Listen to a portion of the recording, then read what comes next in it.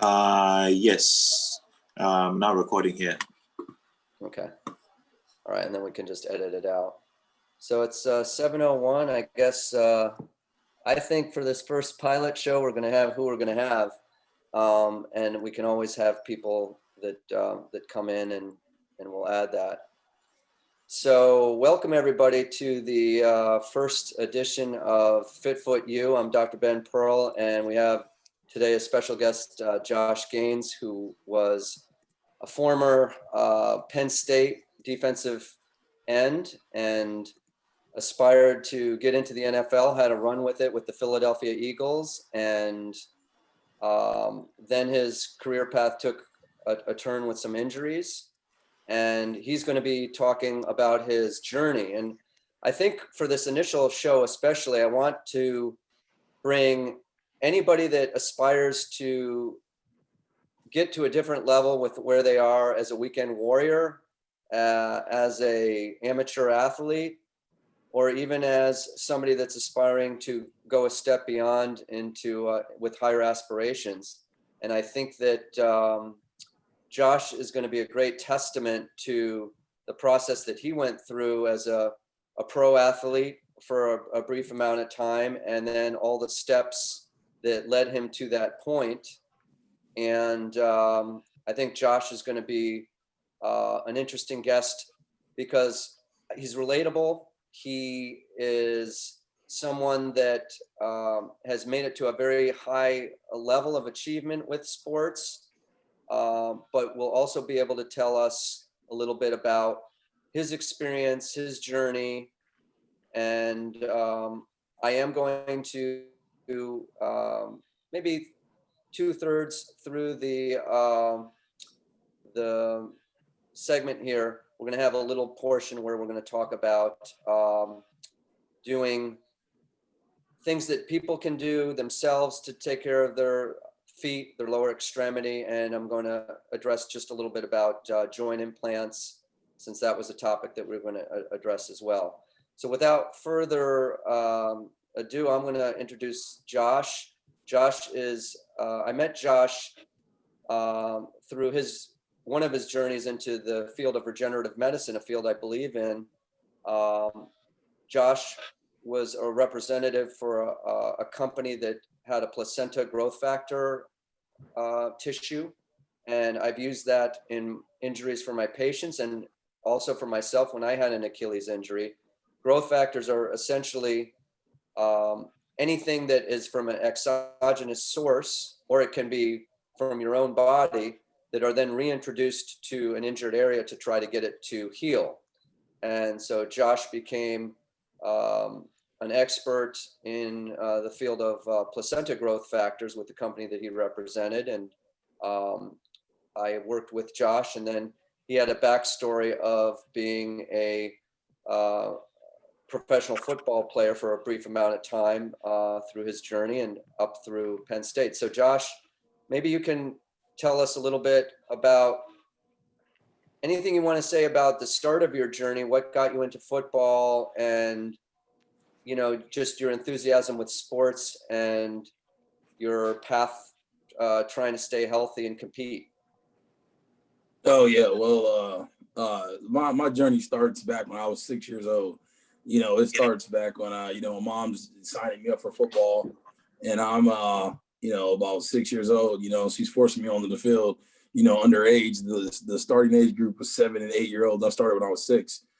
So I started with football back a long time ago, and then journey continued on from there all the way through. Always played football. Was always a basketball player too as well. In high school, I picked up shot put. That was my mom's thing, and from the town she's from in West Virginia. So she kind of embraced me into that field as well. So I kind of was a jack of all trades as far as athletics goes. I never stopped. I was always working. I was always doing something year round, from middle school all the way up until I can't remember. Coming to college was the only time I ever had an off season. When did you get that growth phase that you knew you might be destined to be a defensive tackle? You were a tackle or a defensive end? defensive end. To be completely honest with you, I never really had a real growth spurt. I was always just big. Like, you know, like I remember, you know, Right out of the pot. Yeah. I remember wearing my father's clothes in elementary school. So I was always just big. Always had the size. You know, I was born. I was 11'9" when I was born. So, you know, I was always just a big kid. When did it become on the radar that, hey, this football thing might actually be something I could do at a very high level? When did that light bulb hit you? Truthfully, it hit me when I was in elementary school. Like I knew that I was going to do something with football. Like I knew that that was going to be my sport. I knew that was going to be my ticket. Like I knew that, you know, I had the skill set and, you know, and the physical ability to play football. Like I knew from an early age. Like I had jotted it down in journals, and I have documentation of things from early on, second grade. Like I knew that, you know, that's what I was going to do.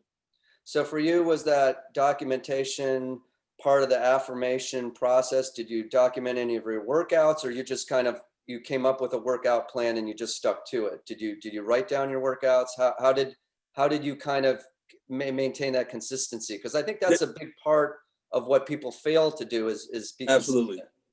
Absolutely. And you know what drove me at a young age was, you know, I had the ability to go out and, you know, go to other universities and be a part of camps and seeing talent from around the region. You know, I wasn't just in Indiana. I was able to go to Michigan and go to schools in Ohio at other universities and see talent that they were bringing in at an early age. You know, middle school, I was able to see who the best tight ends were, which is what I got recruited for a lot of schools. I got recruited to play tight end, but you know, I was able to, you know, go around and, you know, see the talent that was around me and things like that. As far as me working out, you know, that was always stuck in my head. Like there wasn't a lot of kids coming out of Indiana that were getting recruited.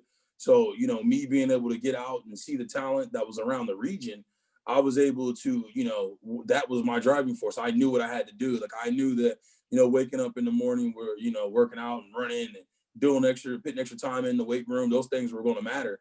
My mom, I was also fortunate enough to have a mom that I have. You know, the mother that I have, she hooked me with a trainer from, you know, my freshman year of high school. You know, there was an incident back in high school. I can remember that, you know, I was starting varsity as a freshman, and this was like one of the big games. Like, you know, this is against our rival school, and one of my linebackers comes and picks me up on a goal line situation and drops me over to the wrong hole because he thought that I was playing out of position. Turns out that I wasn't, but you know, that kind of set me up, and they scored like a game-winning touchdown. In that moment, my mom set me up with a trainer. She set me up with a trainer, had me working out with a guy in my hometown, and I stayed with him from then all the way up into the league. You know, it was a guy I went to, even like during the off seasons, I would come back and train with him, work out with him, and you know, he was able to grow, and I was able to grow too. Like he really pushed me, and you know, I had a huge team around me. You know, I was very fortunate. So for you, having that trainer, did that become almost like a 3 seasons of training, or did you take the winter, like not the winter, but the summer kind of, what were those gap periods where you said, look, my body needs to rest a little bit, through a lot of intensity with football, high school all the way up to trying to make it into the league? I never rested. I worked out with him 2 to 3 times a week. You know, and I didn't have I didn't have that understanding of rest back then. You know, so the rest for me was the change of seasons. So when I would go from football into basketball, I'm using completely different muscles. So I'm going from, you know, a quick, you know, 10-second spurts of football playing defense. You know, a play doesn't last longer than 10 seconds. If you watch a football game, no play lasts longer than 10 seconds. To me, running long distance and being able to, you know, hold that 10-second, you know, burst of energy on the basketball court for longer periods of times and running back and forth. So I think that you know, during the time, I just worked different muscles. You know, basketball is a completely different muscle. Football is a completely different muscles. Basketball, and then I switched over to track. Track was almost like my downtime as far as the athletics goes. But I picked it up with him. You know, so I never really had like a legit downtime as far as recuperating my body. I didn't have the knowledge back. That was, you know, this is early 2000s. Like, you know, I need to work hard every day. Like, you know, and What event did you do in track? shot put. So to me, that was like my rest period because I'm not killing my body. I'm just throwing the ball. So, you know, to me, that was like, all right, I get a break. This is like, that was my break. You know, even though I was working on him and training with him in the evenings, I still was able, during the day, I'm at track practice, we might run through a little bit of running, but other than that, it's just throws. So did you, through this process, were you doing it about 5-6 days a week with your trainer? About how often It would you pick guys up meet, or did you meet like 3 during days a track week? season. During track season, it picked up, so it went from like 2 to 3 to like 4 to 5. So it picked up in the spring. So for young athletes that are watching this on YouTube, what would be your advice in finding a good trainer and or coach as a private coach? Obviously you shared the value of it, but what were some of the elements that you think resonated with your trainer that made him successful for you? Well, with him, I was fortunate to get with him early, where he trained different body parts. Like, he was really in tune with, we're not just going to sit here and do bench press all day. He was more about working on your core strength, lower back strength. He was zoning in the areas where, most people don't really think about. You think when you think about a trainer, especially at an early age, going in and doing bench press and squat cleans, and that's it most of the time. This guy really focused on my shoulders, really focused on my lower back, hamstrings, areas that, most people don't really focus on. And he really drilled me in those areas, which I really do believe like kind of propelled me forward, in my future. Can you talk a little bit about some of the compound movements that you did for those that don't know what compound movements are for exercise? Those movements that involve dual muscles where you're doing leg and arm in terms of lifting and so forth, and what were some of the exercises that he in particular you think made you explosive or able to excel with football? Well, with him, it was a lot of like, we wouldn't just squat. He would lower the weights, and it wasn't trying to like load the rack up. It was more explosion workouts. So I remember, him lowering the weight and me doing box jumps with like a 25 pound with 25 pounds on each side of a dumbbell, of the barbell, sorry. And, doing a squat motion and then jumping into an explosion onto a box squat. And then when you land in the box squat, it's not just going up, not just jumping there and losing your form, but also keeping your core tight, focusing on your core, but also making sure that you control your landing as well. That was his big thing, trying to control your exercise all the way through the explosion. So things like that, that I think that a lot of times people just think, oh, let me go in here and do a bunch of squats. Yeah, that's cool, but in reality, I honestly feel like you're taking years off your life as far as loading weights up at an early age. Right.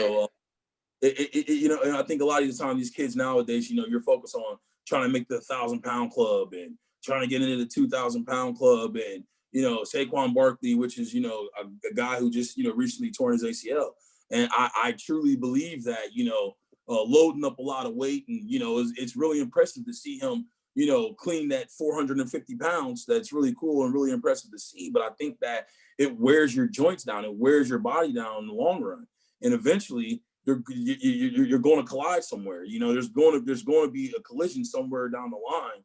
That if you're wearing down your joints like that and you're putting all that pressure and force against your body, I think the playing football in general is enough force. So I think that a lot of times what people need to focus to and kind of transition their thought process to is it's more like injury resistant workouts, and focusing on and targeting those areas like your joints, and focusing on your tendons and tendon strength workouts, and not just. Did you use bands, Josh, or was that early before? Was that a little early when you were?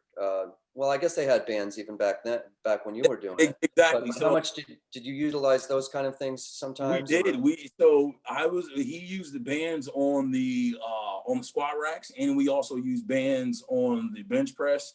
And also too, he had this workout where he would kill me, where he would use a band on my triceps. We'd use a lot of band resistance workouts like early on.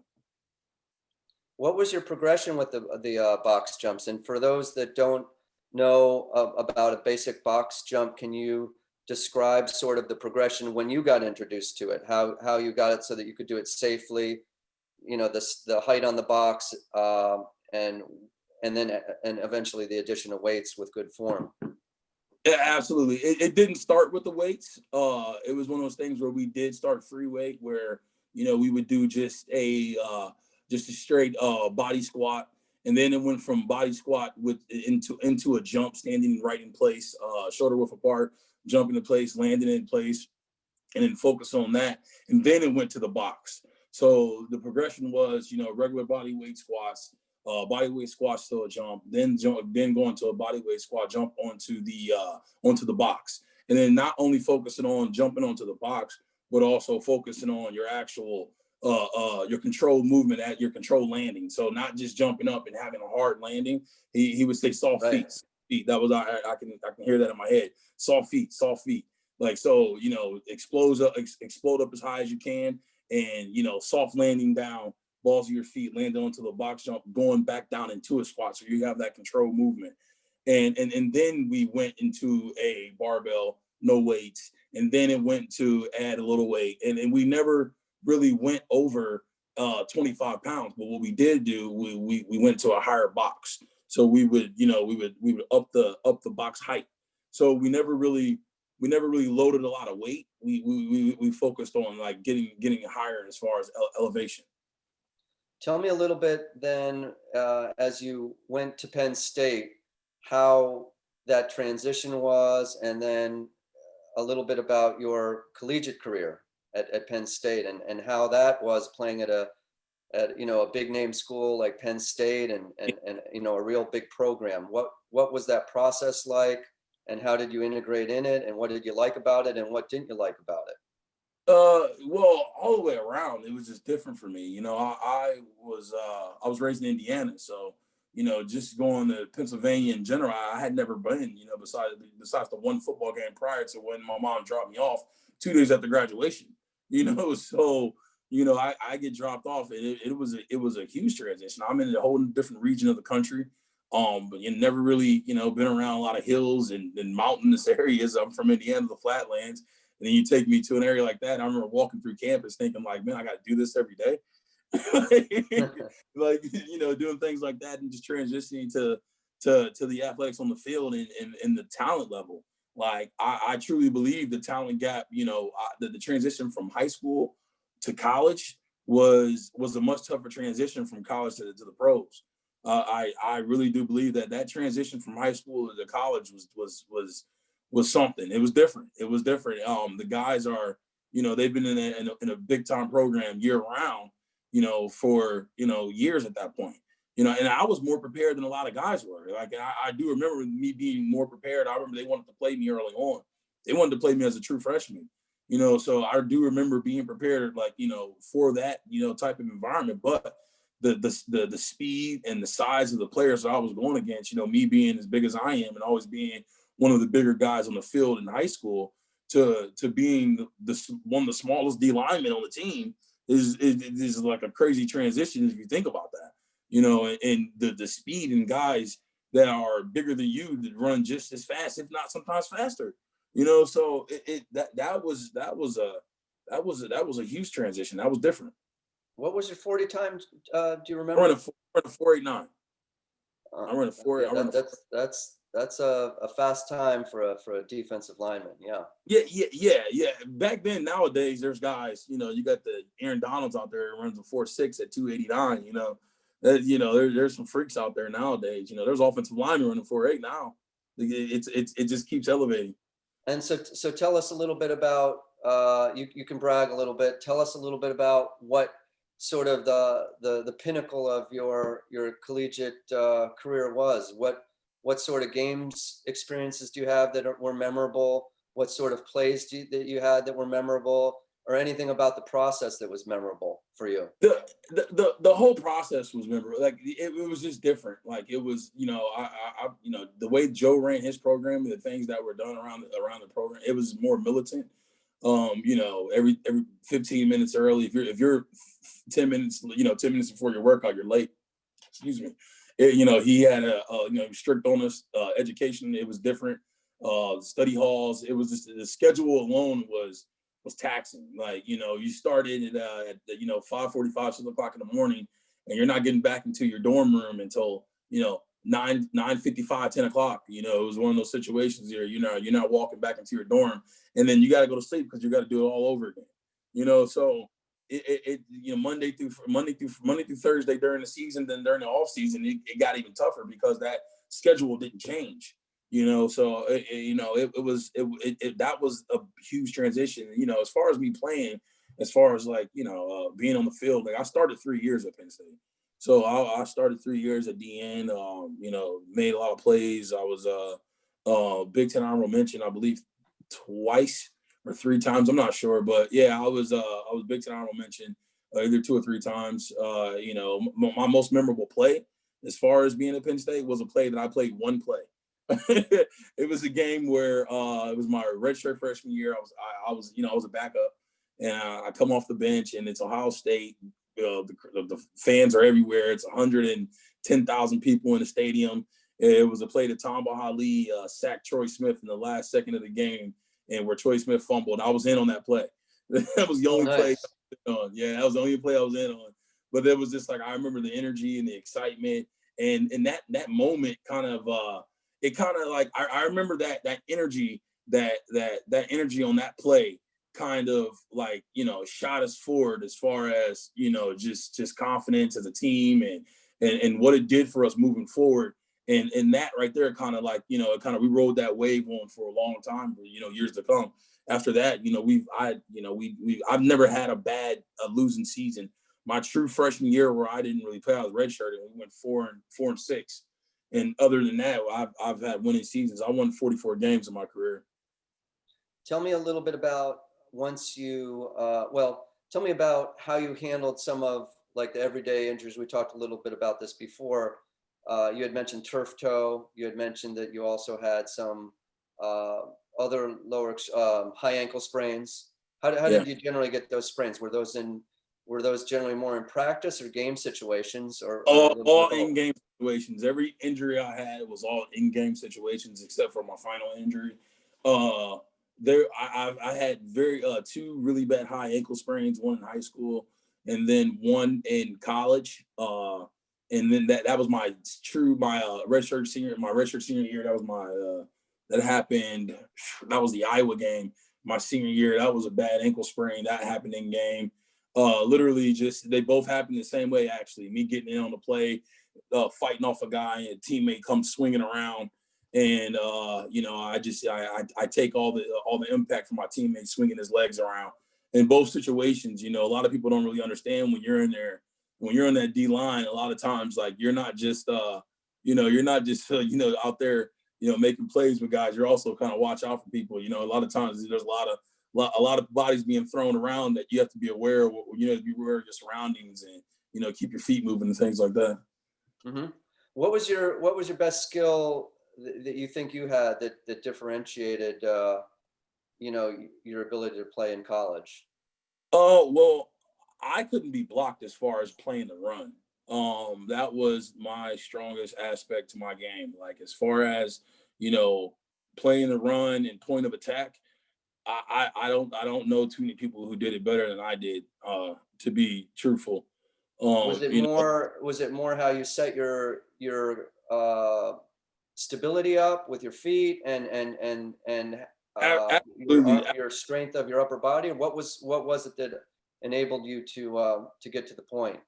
I think it was a lot of things. I think it had to do, feet and hand placement, but also too kind of like just understanding the aspects of science. Like, if I point my body and if I take off full speed at a certain angle, and I play my angles correctly, there's no way that if I come off at a certain height and what we call pad height, if I come off with a certain pad height, there's no way that you're going to be able to stop me stop my force coming at you on the defensive side.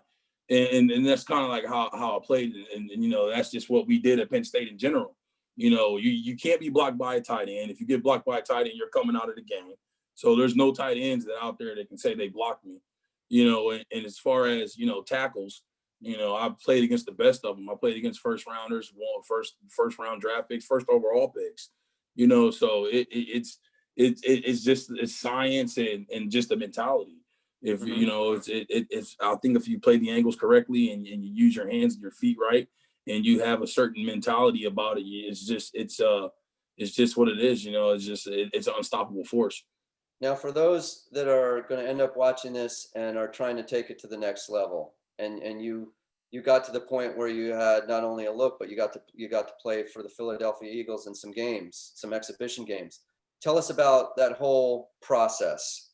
You know, I'm sure that once you're out the door with Penn State, maybe they'll give you some recommendation letters, but how did that, obviously geographically, the Philadelphia was very close to Penn State. I imagine that there were that they, recruiters had a chance to take a look at you, from the Eagles scouts. Tell us a little bit about that process. Well, starting out, draft day comes along. You've trained, you've done everything up to that point. There's a whole off season after you're done playing your last game that you have to get ready for essentially what we call a pro day.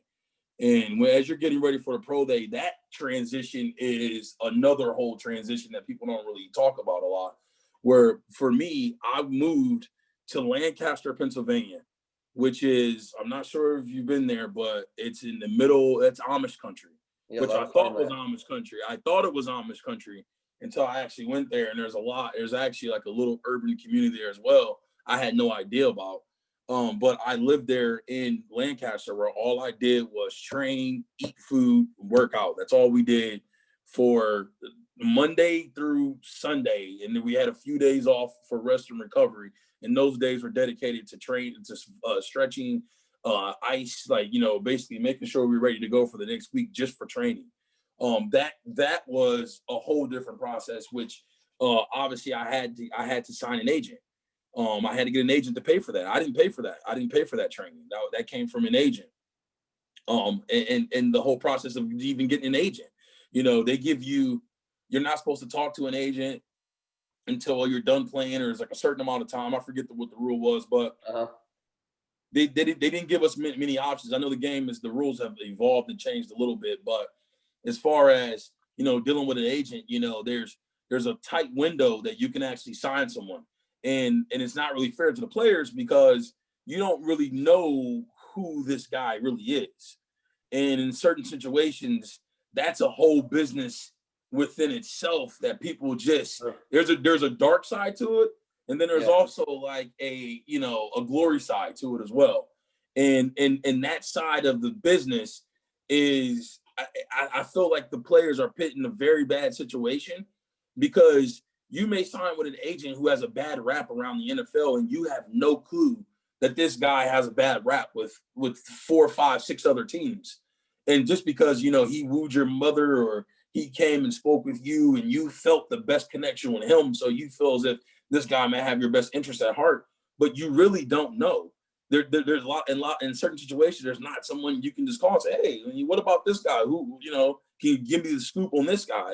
And if you're not a first, second, third round draft pick, you really don't have too many people that you can call to give you that advice. You're really out on a limb to basically just using your wits to say, okay, should I sign with this guy? Should I not sign with this guy? I like what he was saying. I don't like what he was saying, but in all reality, it's a gamble. It's a gamble every time you do anything from that point, from your last game. Every move you make is a gamble from that point on. So there's advisors now, there's teams now, there's all kind of things going on nowadays where the game is just, it's going to a completely different direction. But from that point on, there's that you got to make sure that you're making every move legit and with the good people around you that help you make that decision.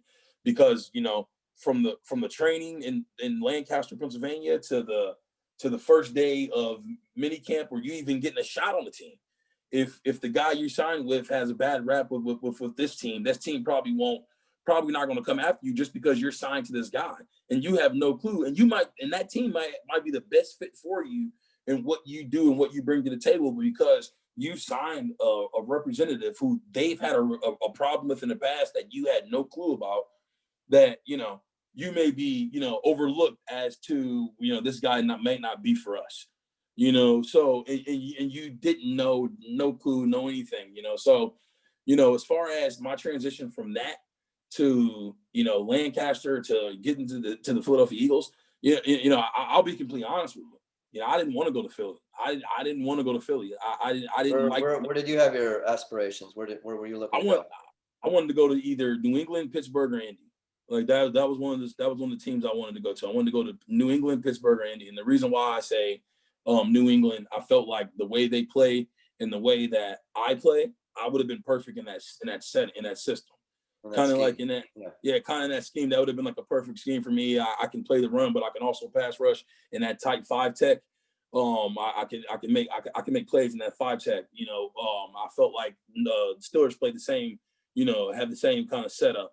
You know, where I can be in that 4-eye to that 3 tech, and I can make some plays, and you know, in that interior space right there. You know, I feel like that was a good setup for me. And in Indy, that's always been I grew up in Indiana. That was my team.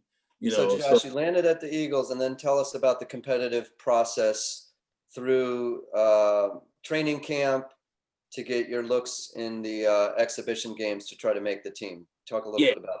So this is interesting because I'll be completely honest. I was a little shocked. I was expecting, like, how I say this without sounding kind of like, you know, a little out there, but I was expecting the competition to be a lot greater. I was expecting more.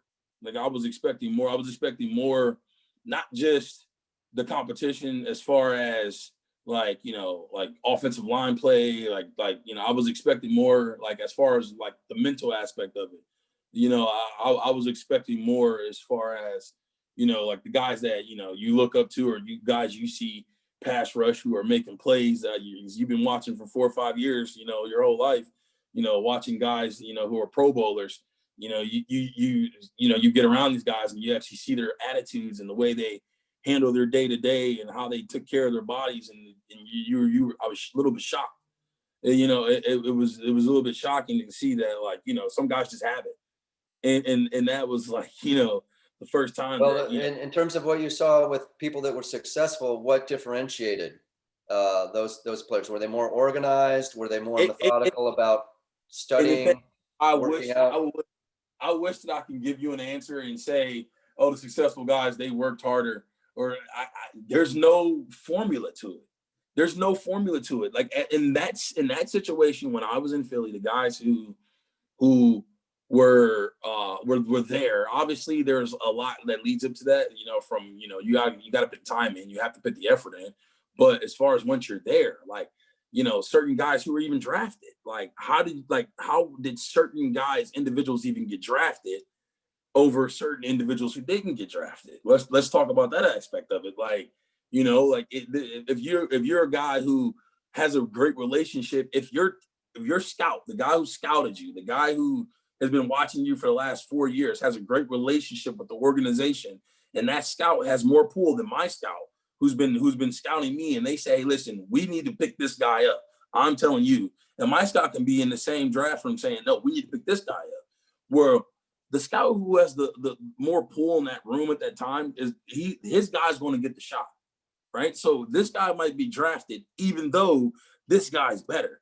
And when they get to the camp and they get in the preseasons, and the guy with the scout who doesn't really have a good rep, but I'm there and I beat out other guys in my position, or guys that, you know, that I'm going against, he looks good, but that's not everything. You know, it all plays a factor as to, you know, where you get a chance, where you even get reps in practice. If they don't have money invested into you, if you're not a guy that they didn't have a signing bonus on, you have a small window to make an impact.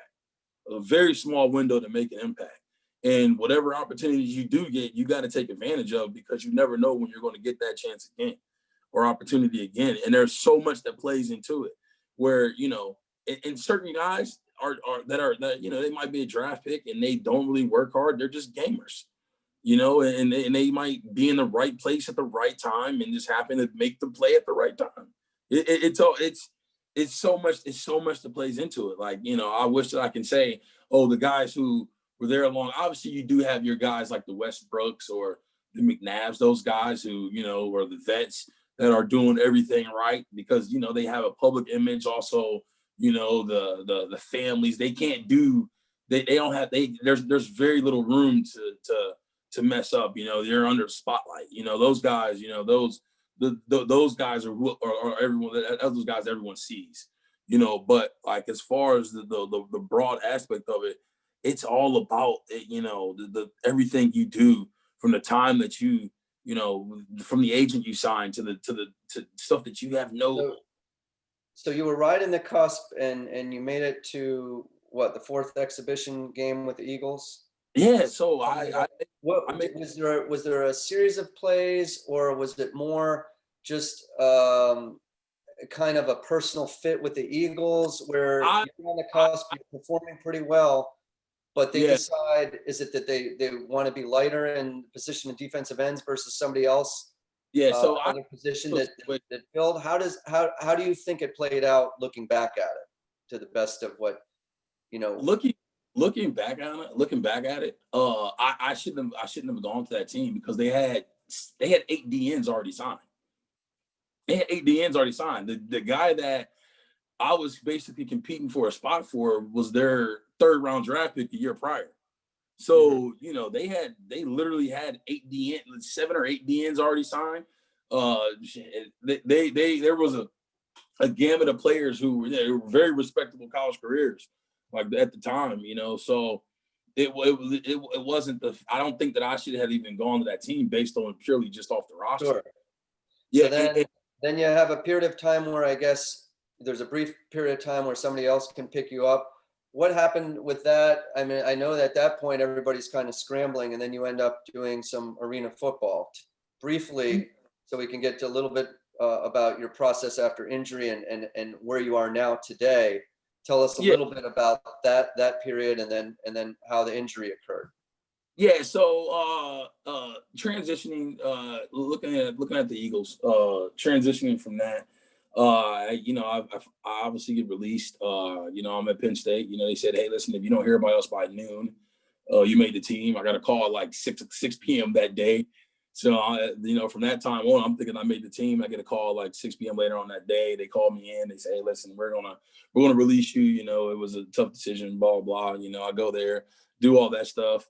And then I go back home. I go back to Indiana. I started working out with my old trainer again. You know, I'm picking up, doing that, working out at home. And then I just wanted to play. I didn't care if it was NFL, Canada, or whatever. I should have waited, but I didn't. I was eager to get on the field again. You know, I had been playing football my whole life, so I was like, you know what? Send me to Canada. Before you get onto, you know, what happened with arena football, which is a very brutal sport. It's you know, obviously it's in an arena, a little different. Yeah. What do you, now that you know, would have potentially set you up had you taken some time? What steps could have maybe happened if you had waited? What would the next entry point maybe have been? Well, I was getting calls from other teams. I see.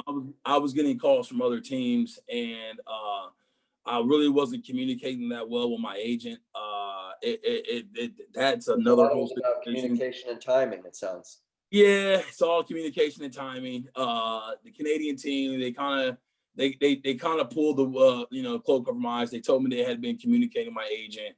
I had been calling my agent for a few days on end. He wasn't picking up the phone. You know, and you know, I kept saying, hey, listen, what's the deal? Am I going to sign or what? And then eventually they come back. They tells me that they've been talking to my agent, and this is the numbers they came up with. And so I said, oh, you talked to him? And they said, yeah, I talked to him. So I signed, and they had me locked in at that point. He calls me to leave, and then, you know, there was a big ordeal there because I hadn't been talking to him or communicating. So I missed an opportunity there, and then from that point, I was stuck in Canada. Describe for those that don't know about playing an arena, how that and maybe it was one of the things that led to your tricep injury, but tell us from your standpoint, how is it a potentially a more hazardous game? What aspects of it in terms of the players, the arena itself, Yeah. the styles of play? So, you know, a lot of times people, you know, when you see the arena league, you see like you think of the wall, and then guys being, you know, like slammed over a wall, like that aspect of it being aggressive. That's not the aggressive part to me. That I didn't know. The stuff you Take don't it see back on just TV. a little bit so I can see your whole Oh face. yeah. There you go. Go ahead. So it's the people see like the aggressive side of it, with people being slammed over the wall as far as being a receiver. That's aggressive. But the battle inside of that 3-on-3, where there's 3 defensive linemen, 3 offensive linemen, and then a linebacker and a fullback, that little area there is a war zone. Like, it legit is a war zone, not only because it's a closer proximity game, the ball's coming out faster, and everything is just it's everyone's in their what I call it, their explosive zone. So like, if you ever see like a basketball player right before he dunk, he may be running, he may like you know, kind of be strutting up the court, and then all of a sudden he'll dip his shoulder and he'll take off into like a hard drive to the hoop right before he leaps. I call it the power zone. Like that's kind of like, you know, I've always called it the power zone. So everyone is playing in their power zones basically in football, like in arena football, like in that little quick atmosphere, that 3-on-3, man. Everyone's in their top speeds, so everything's faster, everything's more aggressive, everything's like, it's just the game's quicker. It's like faster, quick, and you're also playing at a faster pace inside it. I can't. It's one of those things I can't. It's hard to explain. Everything's processing faster and you're moving faster. So then Yeah. what happened with your triceps injury? So they had me playing fullback in that little area, that person who blocks the quarterback. Well, there's also a linebacker on the other side there. That guy is, you're going head to head every play, and he's probably about 6 yards off, and you're probably about 6 yards off. So there's a collision every play right there at the line of scrimmage, and he's coming as fast as he can, and you're going as fast as you can. And you're sitting there and you're in that zone, and you're head up every down. If you watch arena football, take a look at that. And those guys get hurt like every week. You'll never see those 6 interior guys play a full season. They always get hurt. They always get hurt. If you check the IR in an arena game, there's always linemen hurt, or linebackers or fullbacks. They're always hurt, because that little area there is just, it's brutal. And I was taking on a block. The guy's coming through, and I shoot my arms. As I shoot my arms, I grabbed them, I shocked them, I stopped them. But, you know, it felt like someone grabbed a bucket of ice water and dropped it down the left side of my arm. In fact, I like jerked around to see like who's dropping ice water on me. Like, where is that coming from? And there was no one standing there. And I'm looking around. I was like, that was weird. And then so I go to the next play. I go over to defense now. We transition from periods, because I switch back over to defense. I transition over to periods, and I get in my stance in my left hand. And as I get in my left-handed stance, my whole body gives out and I fall out of my stance. And I'm like, what the heck was that? I've never felt that before. So I just switched up stance, went to my right-hand stance, and just kept playing. In fact, I finished the practice.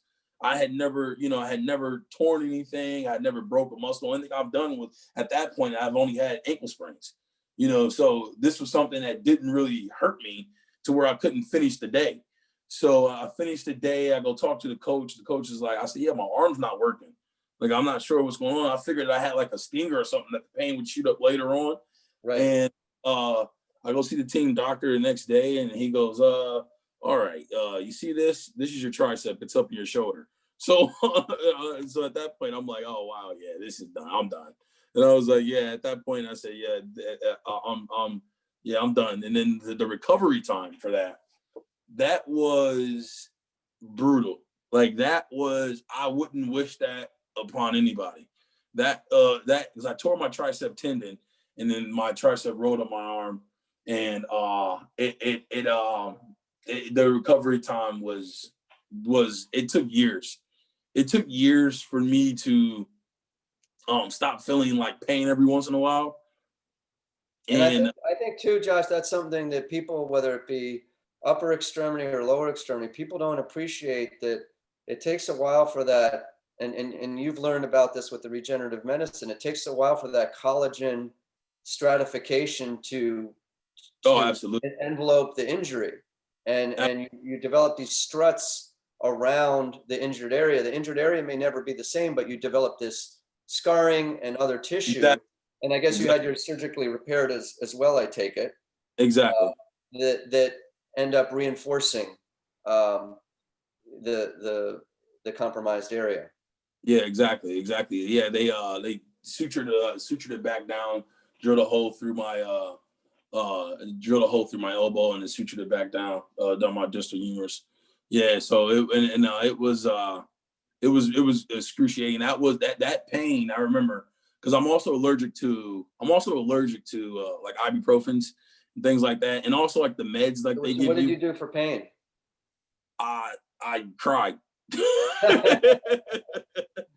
Yeah, I didn't really take the medicines like that, man. I got a lot of friends who were kind of like, I got a lot of friends who like, who got hooked on that stuff, man. So You mentioned contrast baths, and that's something I do for my patients with lower extremity injuries. Tell us what your regimen would be with your shoulder, or your tricep. How did you? Once everything that was healed? yeah. So the recovery for that was a lot of stretching, a lot of stretching, man. That was, them, making sure that I was getting my motion back. That was, we didn't pick up weights for a very, very, very, very long time. I remember I didn't pick up a weight. I didn't pick up a weight for probably 2 months. As far as any type of weight, it was more just flexibility, press, internal, external rotation, making sure that we were, getting full flexibility back before we even pushed or touched the weight. And then when we did touch a weight, it was very, very low weights, hardly any weight. Rotating machines. I didn't do shoulder press for probably 2 months afterwards. I didn't do any like full pressing for a very long time. Like as far as like chest press, push-ups, I didn't do a push-up for, I want to say it was about 6 months before I did like a full legit push-up, and being able to like, even like play with my body weight. I'm also a heavier guy. So, it took a long time for that recovery. I was, I did rehab for, 5 to 6 months afterwards. And then once the rehab was over, I still went and did my own thing as far as like working out, and, I never fully recovered from that injury. Like as far as me working out, I was never as strong as I was then. I was able, I got and I'll share this with everybody. You helped me move with Mark when I moved to apartment to my house, and I'll never forget. I had a sectional, and you picked that up, and it looked like it was a stage prop, like it was cardboard. And then I had one of those mattresses, not one of those foam mattresses, the old school thick mattresses, and I live in a Cape Cod. It's very tight in the loft upstairs where the bedroom is, and you burritoed that queen mattress up yourself, even with the recovered, many years recovered torn tricep. So I was impressed, to say the least, that just the sheer magnitude of the power and the balance to be able to maneuver furniture like that with one person. And that's I guess what a D lineman is known for, is being able to maneuver big items with agility. Yeah, I guess you're right. Yeah, but I never really. How do you go ahead? Yes, I never really was able to bounce back from that though. How do you work out now? How have you transitioned your workouts? You mentioned when we were preparing for this a little bit that flexibility has become huge with you. What do you enjoy working out? And then tell us how you're working in flexibility and recognizing the importance of that even more now as you're I was always flexible. So I was always flexible. I was always like, actually, I was probably probably a little too over hyperextended. I was always able to do the splits both ways. I was always, even to this day, like I can break down and give you, a like elongated split. And, I've always been flexible, but, in the last like year and a half, I started getting like this pelvis torque in my lower back. and this pain, it started to feel as if we just came off of like a low back exercise machine doing like 1,000 reps. That's what it felt like. It felt like there was like a pull, but not You're at the sacroiliac joint. Is that what your doc said? Exactly. So exactly. So it felt like there was. It felt like there was basically like my lower back was being pulled forward. Mm-hmm. So I actually have pictures, but like my lower back, my butt would was perk up and my back would lean forward. So and I didn't even know that I was doing this. And so I was just saying, hey, listen, I'm getting some lower back pain. And then she lines me up, takes me a picture. And this is the chiropractor, by the way. She lines me up and she takes my takes my my frontal shot, and then and then she does my my side shot and my lateral angle, and then and she shows me the difference of exactly what's going on with my body, and that's when I really started really focusing on stretching and kind of attacking it. And we used to doing a lot of electroshock therapy and stretching, focusing on certain areas. And are there any particular core or pelvic stability low back exercises that you've added? Absolutely. Absolutely. So I do basically like hip raises. You're laying for, I do hip raises. I did those, and I'm gonna do the hip raises with the switching off your legs, basically balancing your core, extending one leg as you're doing a hip raise, and then rotating out. Focusing on that. It's a lot. Are you talking like on all four when you're on all fours and those kind of hip raises? Exactly. Exactly. So I did focus on that, and then also too just going back to the basics of just stretching, just really focusing on stretching. You stretch one or two times a day right now, Josh? Right now, I stretch in the morning and at night. Oh, that's good. I stretch in the morning and at night. And then when I was seeing her twice a week. I was seeing her twice a week. That was for 12 weeks. I saw her for twice a week for 12 weeks. And the difference that it made was just unbelievable. I was able to get my body back in line. I was able to get back and put my shoulders were back, like, we're back up against the wall now. Like I didn't have that tilt, so, and that took a lot of pressure off my knees as well. It took a lot of pressure off my knees, and then my feet start feeling better. Like everything just started to align, And that's one of the things I want to emphasize throughout this forum is how connected everything is. When you start compensating, and I've had this happen before because when I play soccer or whatever it is I'm doing, it'll be just sometimes a little movement, and it might even be in an everyday activity of daily living. You're compensating for something, you're moving your back differently, you're moving your hips differently, and then all of a sudden you'll get that tweak, or in some cases in a more high torque, high velocity situation, an injury.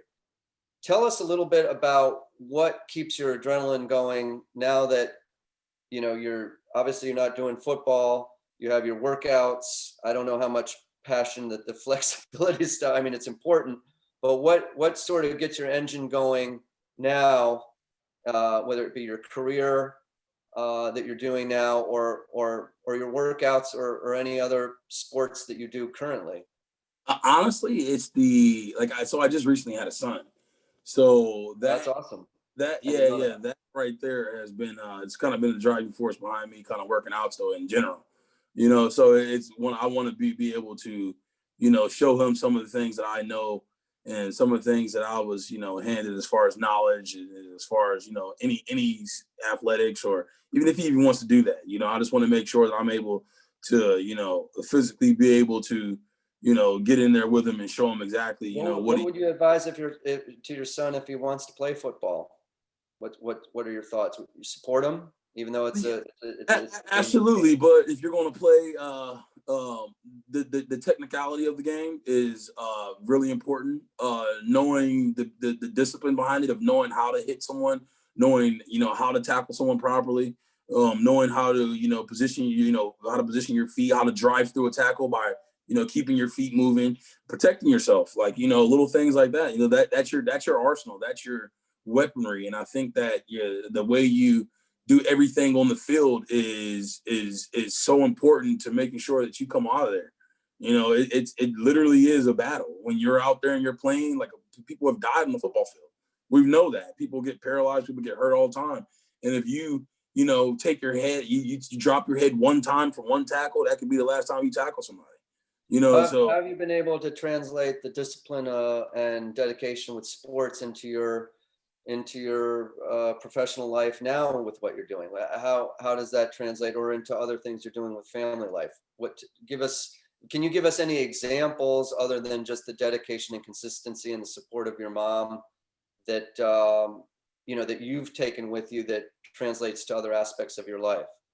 Well, I think that as far as professionally, that you can't really basically half-ass anything. If you're going to jump into a profession, you need to make sure that you go 100%. Because if you don't, you're not going to be successful if you don't go 100%.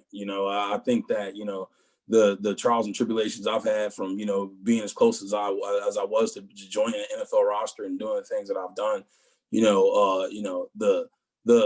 any time off, any play away, any time that you have to better yourself, you have to take advantage of it. And because there's someone out there that can take your job tomorrow, and that's just all the way around the board. It doesn't matter if you're in sales, it doesn't matter if you're in the athletics, it doesn't matter if you're in whatever you're doing, whatever job it is that you have to make sure that you're trying to, stay competitive within yourself and doing whatever you have to do to make sure that you can be successful all the way around.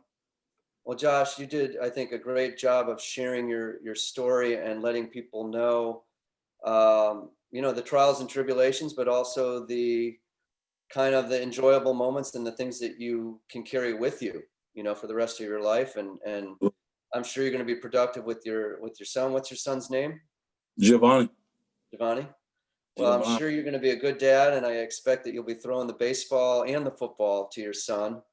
Yeah, I'm going to mention that we were going to talk a little bit about joint replacements, which I don't think is going to come up with you anytime in the near future. But the three things that I want to mention about that are important for joint replacements are BMI, your body mass index, whether you have the possibility of diabetes, and, believe it or not, your dental history. Because with anytime you have a joint replacement or even surgery, but especially joint replacements, the dental caries in our mouth are something that can translate into an infection in the joint. So those are three things that have to be managed. Wow. The other important thing, and you probably know this from watching people that have had ACL surgery and or joint replacement surgery, if you've known anybody that has had that, is to try to get yourself as strong as you can prior to the surgery, even though you're going to completely atrophy after the surgery. Just to have a little bit, to the extent you can, to have a little bit more armor there that doesn't have to be built back up. We're going to be talking the next segment in a couple weeks on lower extremity injuries with shin splints with Dr. Jay Spector, who's a colleague of mine. And maybe what we'll do to sign off, Josh, is maybe you can tell me a funny story or anecdote or bizarre anecdote that you had in the world of sports, or something that you think might be interesting for people to listen to. And then we'll try to take maybe a couple questions from anybody that's watching this right now on Zoom. Oh, well, let's think about this here. As far as you ever have any comedic moments or surprises, or just heartfelt moments? You talked about that play. My life in athletic, it's been so crazy, man. The best thing about what I've done and the people I've been around, I've been around a good group of guys. I've been around a good group of men, people all the way around the board, from elementary school to all the way up to college and pros. I still talk to my high school. Keep up with some of your coaches from earlier on? Do you still communicate with them? Absolutely. That's great. My high school coach, I talk to him regularly. Like, his family is my family. I went to his son's first football game You know, his daughter, and during the she had an internship out here in DC. She stayed with me. You know, so we're family. I always, I've made great solid relationships with just a lot of people around, man. And I don't have anything on top of my head because, you know, That's awesome though. That's awesome Yeah. that you still communicate with them. And I think that's the thing about, you know, you're a lifetime sports person in terms of those connections you make. And I feel the same way with when, you know, I did some collegiate bike racing. It wasn't a Big Ten, but it was kind of a big deal in Indiana. It was the Little 500. And the guys that I rode with, all that time we put 200 miles a week on the road, riding in the winter, you remember that and you share that connection. It's like a shared experience and something that that you can relate, and something that drives you with other things that you pursue. It's because you've kind of had that in your resume, and then you bring that to other things in your life.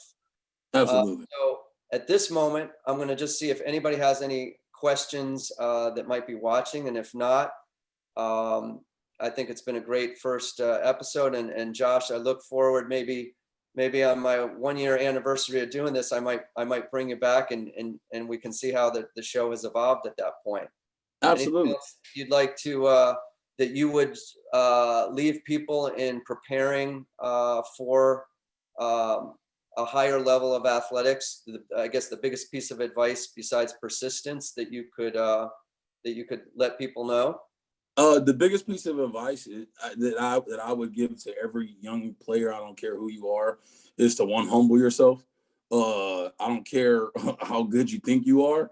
I don't care what you've done in the past. I don't care who you've played against. Make sure that you understand that you are. Back up a little bit, Josh, just so we can see it. Yeah, go ahead. Just make sure that you are prepared mentally to take on the transition, because I've seen some of the best players in my life fold during that transition. Just make sure that you're doing everything you have to make sure that you're trying to one up the competition. I don't care what it is. Getting up in the morning, making sure that you're doing more than the next guy, because you can be replaced. They do have somebody waiting in the shadows for you, and that's just what it is, because it's a business. And if you want to be a part of that business, be professional about everything you do. And any idea that you have in your brain about what you want to do and how you want to accomplish it, make sure that you set yourself up to succeed by going out there every day and doing whatever it is you need to do to be the best. That's awesome. I like that. Staying humble and keeps yourself honest to your goals, for sure. Absolutely. All right. Well, listen, I am not seeing anybody that has any burning questions. I'll give everybody one more chance if anybody has anything they want to say. If not, thank you for all attending, and thank you, Josh, for being my guest on this first show. I think it's going to be a wrap. Till next time, in a couple weeks, we'll have Dr. J, and that'll be also Thursday at 7:00. Peace out, everybody. Take care.